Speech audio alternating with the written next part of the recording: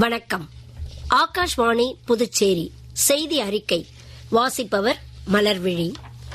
பிரதமர் திரு நரேந்திர மோடி இன்று புதுடெல்லியில் இந்தியா AI இம்பாக்ட் உச்சிமாநாட்டின் நிகழ்வுகளுக்கிடையே ஐநா தலைமைச் செயலர் திரு அன்டோனியோ குட்டரேஸை சந்தித்து பேசினார். தெற்குலக நாடுகளுக்கு கூடுதலாக குரல் கொடுப்பது உட்பட ஐநா சீர்திருத்தங்கள் குறித்து இரு தலைவர்களும் கருத்துக்களை பரிமாறிக்கொண்டனர். அனைவரையும் உள்ளடக்கிய வளர்ச்சிக்கான கருவியாக செயற்கை நுண்ணறிவை பயன்படுத்துவது குறித்தும் இதில் ஐநா எப்படியெல்லாம் பங்காற்றலாம் என்பது குறித்தும் ஆலோசிக்கப்பட்டது. இன்று AI உச்சிமாநாட்டின் நிகழ்வுகளுக்கு இடையே ஸ்லோவேக்கியா அதிபர் திரு பீட்டர் பெலிகிரினி, இலங்கை அதிபர் திரு அனுரா குமார் திரசநாயக்கே, மொரீஷியஸ் பிரதமர் டாக்டர் நவீன் சந்திர ராம்கூலம் உள்ளிட்ட தலைவர்களையும் பிரதமர் திரு நரேந்திர மோடி இருதரப்பு ரீதியில் சந்தித்து பேசினார். உலக அளவில் வலுவான பாதுகாப்பான சிலிக்கான் தொழில்நுட்ப சூழல் ஒன்றை உருவாக்கும் வகையில் முக்கிய கனிமங்கள், செமிகண்டக்டர் உற்பத்தி மற்றும் செயற்கை நுண்ணறிவு துறையில் ஒத்துழைப்பை வலுப்படுத்திக் கொள்ள இந்தியாவும் அமெரிக்காவும் இணைந்து பாக்ஸ் சிலிகா பிரகடனம் அறிவித்துள்ளன. இப்பிரகடனம் இன்று புதுடெல்லியில் இந்தியா AI இம்பாக்ட் உச்சிமாநாட்டின் போது கையெழுத்தாயிற்று.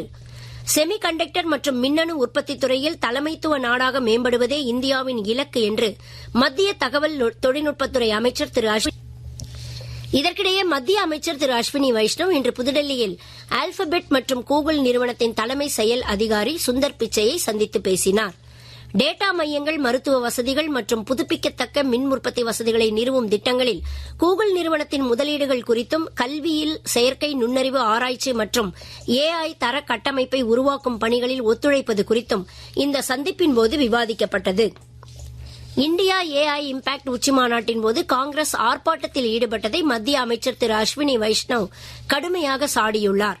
இன்று புதுடெல்லியில் செய்தியாளர்களிடம் பேசிய அவர், அரசின் ஒவ்வொரு நடவடிக்கையிலும் தடை ஏற்படுத்தவே காங்கிரஸ் விரும்புவதாக கூறினார். AI உச்சிமாநாட்டின் அளவு மற்றும் வெற்றி குறித்து காங்கிரஸ் தொந்தரவு அடைந்து இருப்பது போல் தெரிவதாக அவர் கூறினார். நாட்டின் தொழில்நுட்ப லட்சியங்களை தொடர்ந்து முன்னெடுத்து செல்வதில் அனைத்து தரப்பினரும் ஒத்துழைக்க வேண்டியது அவசியம் என்று அமைச்சர் மேலும் கூறினார். புதுச்சேரியில் உயர்கல்வித்துறை சார்பில் லாஸ்பேட் மகளிர் பொறியியல் கல்லூரியில் நடைபெறும் 2 நாள் வேலைவாய்ப்பு முகாமை துணைநிலை ஆளுநர் திரு கைலாஷ்நாதன் தொடக்கி வைத்தார். செயற்கை நுண்ணறிவு உள்ளிட்ட நவீன துறைகளில் அதிகரித்து வரும் வேலைவாய்ப்புகளை இளைஞர்கள் பயன்படுத்திக் கொள்ள கல்வியுடன் திறன் மேம்பாட்டிற்கும் முக்கியத்துவம் அளிக்க வேண்டும் என அவர் தமது உரையில் கேட்டுக் கொண்டார். நாட்டின் உயர்கல்வி கேந்திரமாக திகழும் புதுச்சேரியில் ஆண்டுக்கு 30,000 மாணவர்கள் படிப்பை முடித்து வெளியே வரும் நிலையில் இவர்கள் அனைவருக்கும் அரசே வேலை வழங்க இயலாது என்றாலும் வேலைவாய்ப்பிற்கான சூழலை உருவாக்கி தருவது அரசின் கடமைதான் என்றும், இந்த அடிப்படையில் ஏற்பாடு செய்யப்படும் வேலைவாய்ப்பு முகாம்களில் பெண்களும் அதிக அளவில் பங்கேற்பது அவசியம் என்றும் அவர் வலியுறுத்தினார். புதுச்சேரியில் மங்கலம் தொகுதிக்கு உட்பட்ட கனுவாப்பேட்டில் 2ஆம் கட்ட அம்ரித் திட்டம் மற்றும் ஊரக வளர்ச்சி திட்டத்தின் நிதி உதவியுடன் கழிவுநீர் சுத்திகரிப்பு நிலையம் மற்றும் மலக்கசடு சுத்திகரிப்பு நிலையம் அமைக்கும் பணிகளையும், பொதுப்பணித்துறை மற்றும் பிரெஞ்ச் வளர்ச்சி முகமையின் நிதி உதவியுடன் கூட்டுக் குடிநீர் திட்டம் அமைக்கும் பணிகளையும் இன்று முதலமைச்சர் திரு ரங்கசாமி பூமி பூஜை செய்து தொடக்கி வைத்தார். உலக கோப்பைக்கான ICC ஆடவர் 20 ஓவர் கிரிக்கெட் போட்டித் தொடரில் இன்று கண்டியில் நடைபெறும் போட்டியில் டாஸ் ஜெயித்த ஆஸ்திரேலிய அணியால் முதலில் ஆட பணிக்கப்பட்ட ஓமன் அணி சற்று முன்வரை 5 ஓவர்களில் 3 விக்கெட் இழப்பிற்கு 39 ரன் எடுத்திருந்தது.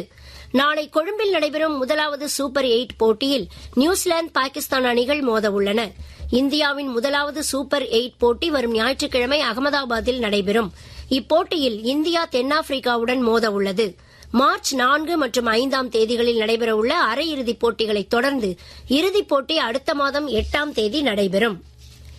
உலகிலேயே மிக வேகமாக வளரும் பொருளாதாரமாக இந்தியாவை தொடர்ந்து பராமரிப்பதில் ஏற்றுமதித் துறையின் பங்கு மிக முக்கியமானதாக இருக்கும் என்று மத்திய தொழில் வணிகத்துறை அமைச்சர் திரு பியூஷ் கோயல் கூறியுள்ளார். இன்று புதுடெல்லியில் அமைச்சகம் மூலமான ஏற்றுமதி பெருக்க இயக்கத்தை தொடக்கி வைத்து பேசுகையில் அவர் இவ்வாறு கூறினார்.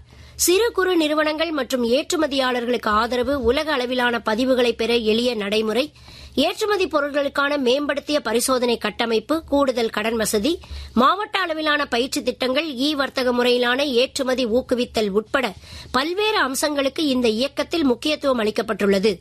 ஏற்றுமதி அதிகரிப்பால் நாட்டில் முதலீடுகளும் அதிகரித்து வேலைவாய்ப்புகள் பெருகும் என்றும், 2047ஆம் ஆண்டிற்குள் முன்னேறிய நாடாக இந்தியாவை மேம்படுத்தும் இலக்கை எட்டுவதில் இதனால் உதவிகரமாக இருக்கும் என்றும் அமைச்சர் கூறினார்.